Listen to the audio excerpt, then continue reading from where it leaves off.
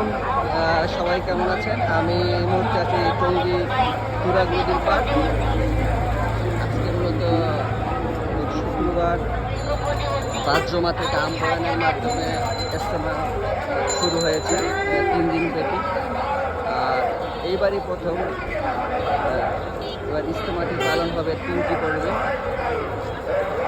প্রথম পর্বটি আজ আমরা জমা শেষে আম্বয়ানের মাধ্যমে শুরু হয়েছে। আর দ্বিতীয় পর্বটি শুরু হবে আগামী 5 তারিখ, ভুল না হয়। তৃতীয় পর্বটি আরও 1 সপ্তাহ পরে আবার শুরু হবে। তো আশা করি সবাই দলে দলে যোগদান হবে, এমনকি দিনের জন্য কিছু এখানে শিখে দিতে পারে সেই তৌফিক যেন আল্লাহ আমাদের সবাইকে দান করে। সবাই ভালো থাকবেন, সবাইকে দাওয়াত করলে বন্ধুরা বিরোধী পারে। আমাদের দিনের জন্য, আল্লাহ রাসূলের জন্য শিখে দিতে পারি, এমনকি অন্য মুসলিমকে দাওয়াত দিতে পারি, মুসলিম যেই হোক সবাইকে দাওয়াত দিতে পারি। দিনের কথাগুলো শিখে সঠিক ইমান এবং আমি একটু এই মুহূর্তে ইজতেমার মাঠ প্রাঙ্গণে দেখছি, সবাই দোয়া করবেন